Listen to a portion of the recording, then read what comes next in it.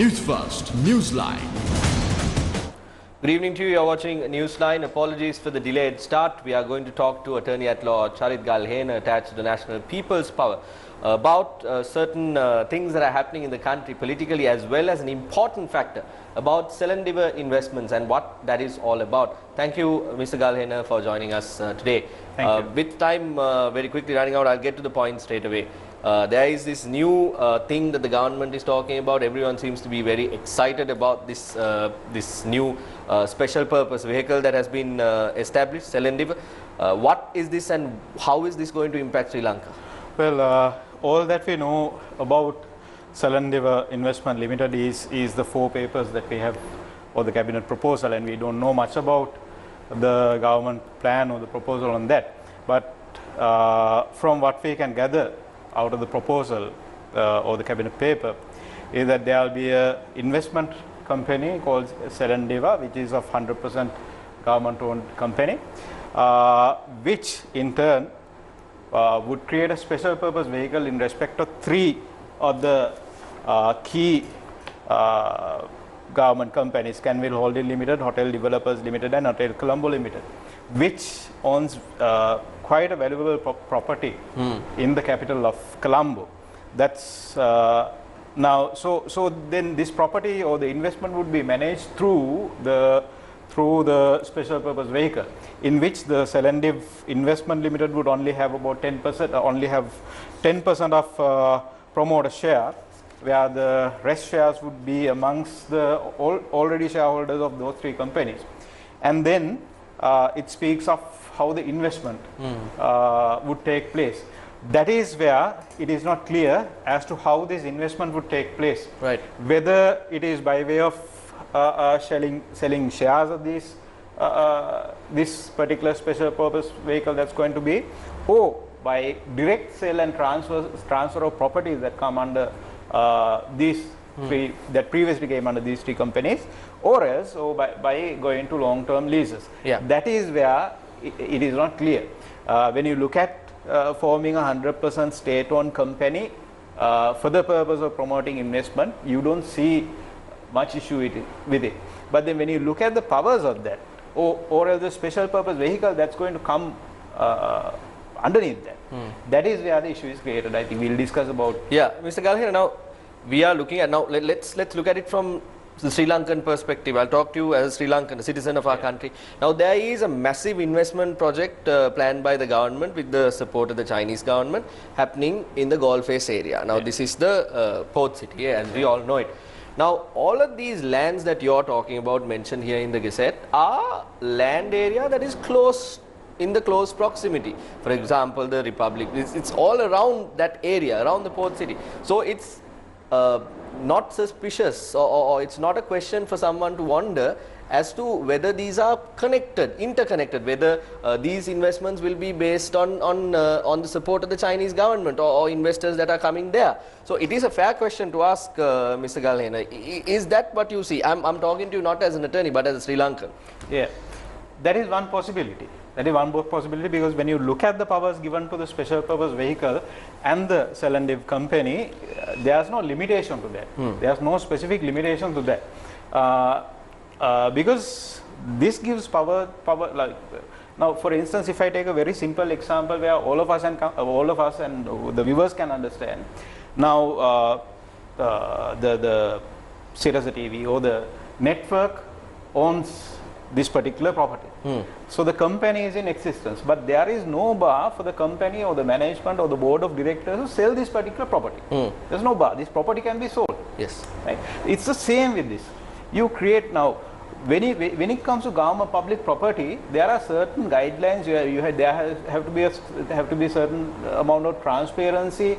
You have to be cabinet has to be answerable to the parliament, and all those guidelines are there when it comes to public property. Right?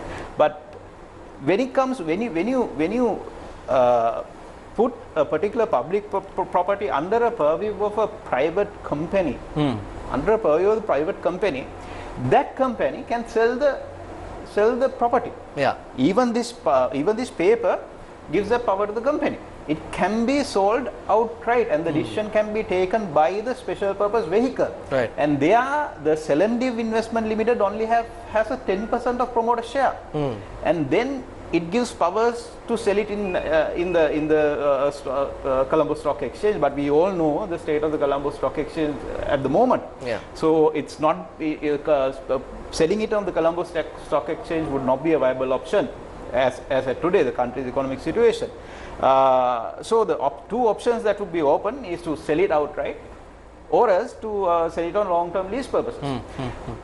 My question is, to do that, why do you need Selendiva Investment Limited on top, and then a special purpose vehicle? Why do you need that? Why do you need the structure? Why can't you can straight away do that. The cabinet can straight away do that. You don't need a structure. Yeah. This structure is clearly a cover-up for all the checks and balances that you have within the constitution and within the system of governance, to ensure that the public property or these public properties would be utilized for the interest of the public of this country. That's the issue. That's where the issue comes. Mr. Galhena, you bring us to an interesting point. Now, the other side of the story is that now there is a lot of opposition when something happens in Sri Lanka. That has been the case.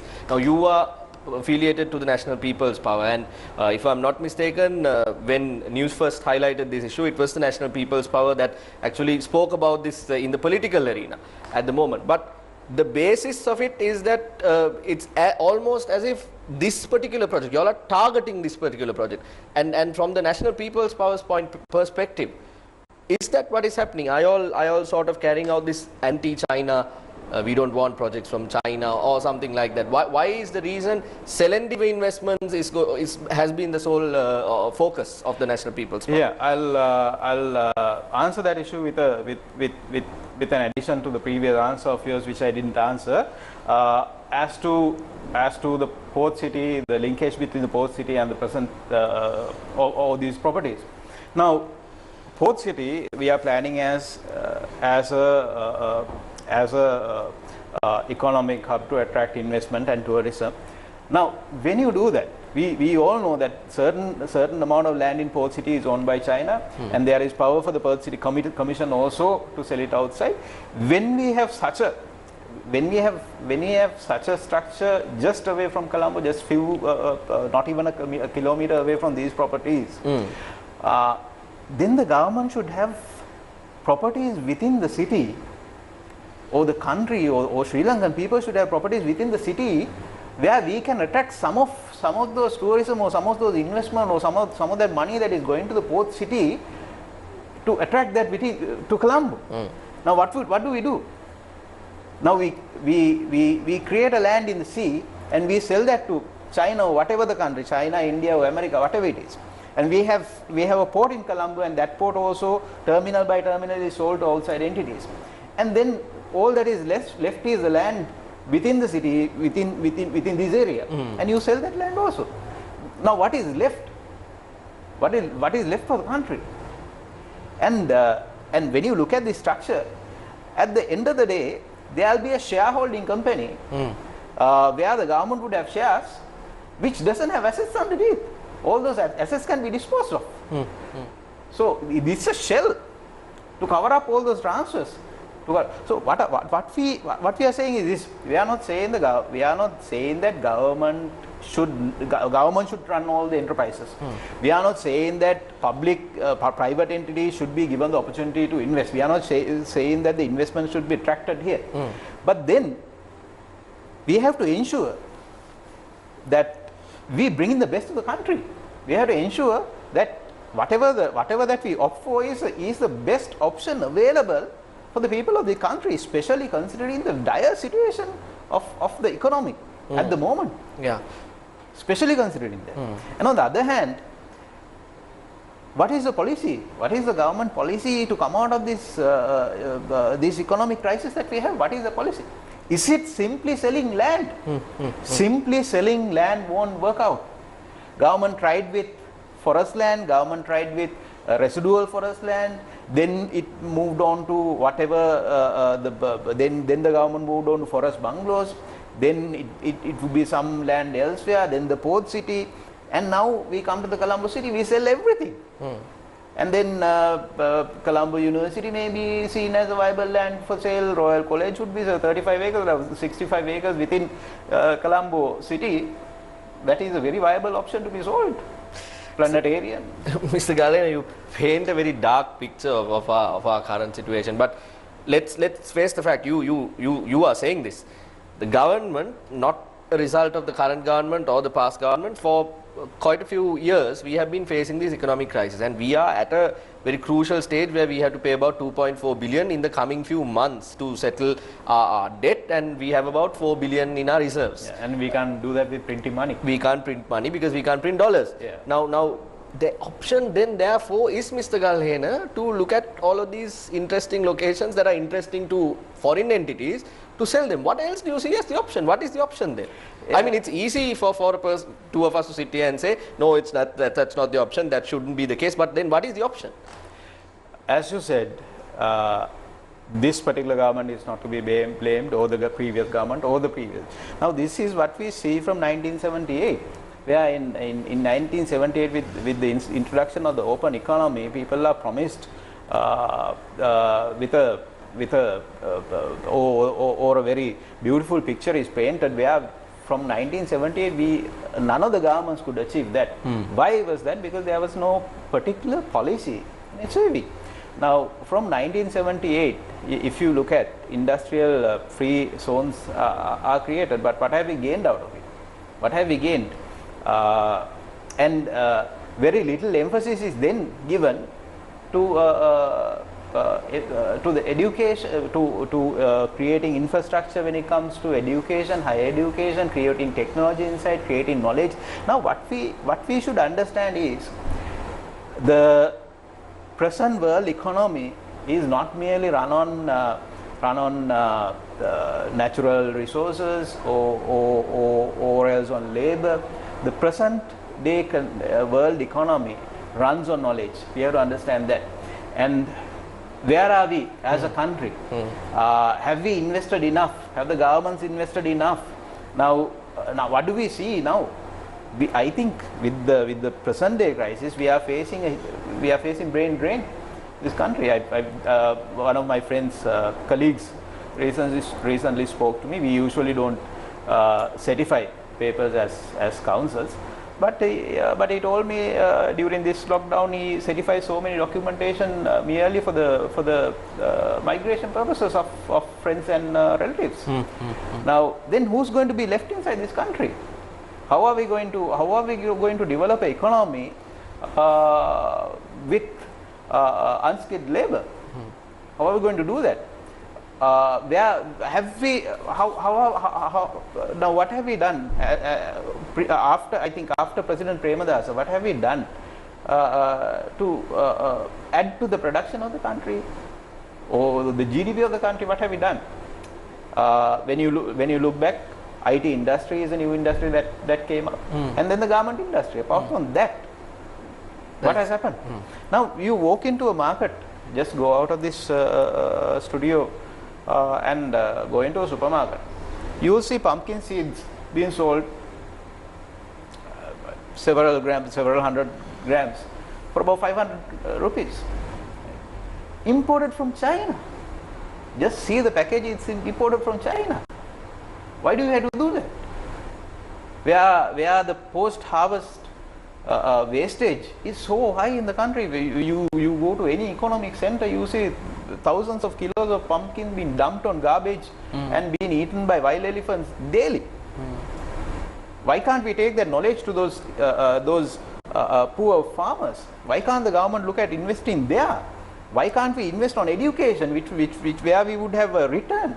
Why are people of this country going out of the country? Why are they looking at options outside the country? Because there are no options within. There are no options within. You know, a graduate from medical college today from Colombo is being offered job opportunities at Singapore, so many, everywhere else in the world. Why is that happening? Because we have not created opportunity within the country. Can you create opportunity by selling land? That's the issue. Can you create opportunity by selling land? Even though we expect so high for the port city to have a return, on salaries of the as labor and so many in other avenues. If we don't have skilled labor, if we don't have skilled labor, there won't be the return that we expect out of it. Mr. Galhena, final question. We have a lot to talk, but unfortunately with the time I'm going to leave it here. We are looking at this situation from the political aspect, we are looking at it from the economic aspect, is this Selandiva issue. But from a legal point of view, you're a lawyer. Apart from this unclearness, the clarity issue that we have, is there, now we have a Supreme Court petition that has also been filed about this. Is there, we can't obviously talk about it, but is there a legal problem as well in this, as far as you can explain to the general public, the normal people who do not understand it? Is there a legal problem here as well? Obviously there is a legal problem because as I said, Cabinet of Ministers are answerable to the Parliament, answerable to the legislature as to how this public property, as to how these resources, as to how these public assets are utilized. Then the Parliament is in turn answerable to the people of this country. There would be audits and all those things. Whatever the government, public corporations are answerable to the government auditor. Right? But the proposed structure, Selandiv Investment Limited, or the special purpose vehicle created, is not answerable with regard to how those public assets and how those properties would be utilized or how those would be open to investment. They are not answerable. That's the main legal issue in this. That's the main legal issue. Those are, once created, those are private entities. They function as private companies. They function as private companies.